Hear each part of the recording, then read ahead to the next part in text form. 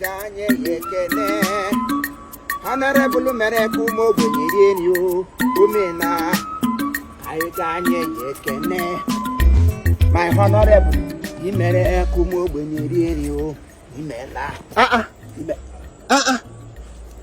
Chief Imo you make you no matter wetu olugo onu mmadụ wada abaiga me wetu olumo bring down your voice Instagram ga wepụ shy him did because ebe m gaji ihe ugba ni ga agbakasa a lot of food and the drink eatable, tappable, choppable, reable and ngoyable ga agbakasa over there. So I decided to go in the bush to empty my bowel, remove nke so that I will see space where I go put nkem geri. Ya okwano gene elebe na aga. Ebe m gaji ihe ugba a place whereby after going I will come home smiling. Name on it. Ya okwano ebe. Koram. One of my honorable members. A God send the personality. Nwa Chineke gozi onye amụrụ esi Sunday. Nwanne ya amụchara ote agba egbe boom. Udika na amụchara ote egbe asị. Ya okwano. Ya wụ na amụrụ ụnụ. Mana onye kesi amụrụ the day he was born. A gunshot was shot on the air, shot on the land, shot into the river. Honorable Abiye Blessing Pepper. Peppers. You get it S towards the end because I have a hand. The name is very difficult to behold, but still, Abiye Blessing Peppers, honorable. He was a former member of House of Assembly. He represented his constituency, Bonny constituency, na River State. He represented them from the year 2015 to 2023, and he did wonderfully well. That every man and woman in that within the neighborhood were singing his praise. And it's Toya DK, honorable DK. If you not sing his praise, you are a winch. You are and the youth that he sent to university, various universities in the state. He sent so many youth to go and learn and study. Marine. Na shipping and forward. Undo said so many youths. Causing doing a scholarship. Widows that he built house for. All the widows, even say my mother. Who will be your helper? My mother to Yakin. See her name Gakuru honorable Blessing Peppers. Because he has been helping so many people. The crippled they big wheelchair chineke don't you know but shortly drangoro wheelchair is somewhere waiting for you. Also let him shake that barigo. Let him shake that barigo.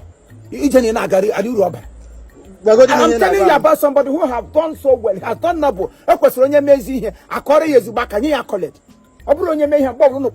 reason he has not remembered you is because during his time of campaignship and othership, you were doing like this. You swim. Win is here. We want to go and for him to help you. You do me, I do you. God no go first. So my honorable has done noble. He's the one that built this Bonny fire service station. Now he built them empty-handedly with the help of nobody. He also built Bonny student secretariat. Hey, my head is scattered.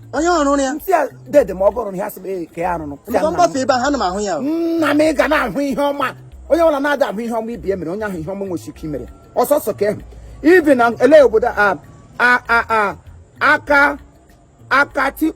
Akatipo community town hall. Now he built them empty-handedly.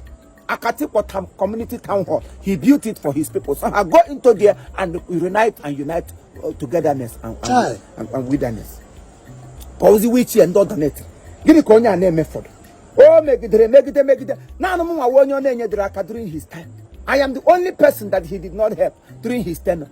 But now that he has remembered me, Elijah did say, I not go leave you until you bless me. Today I go hold honorable on a big day. See, I will never let you go unless you bless me. Many more things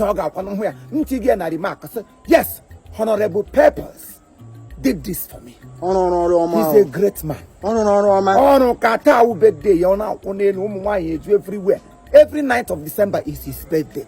the whole River State Abakola, governors, so presidential candidate to all the sacramental rehabilitated personality. All of us we gathered here today to sing his praise. Oh. And I said I will not be left out.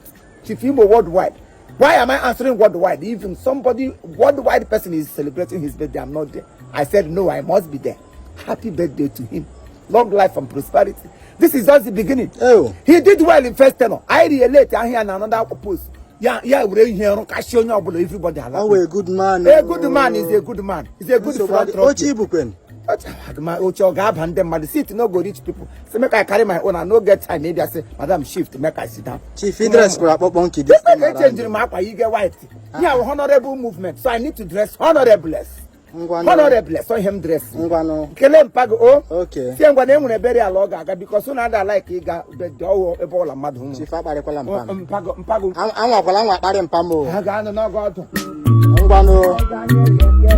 Honorable.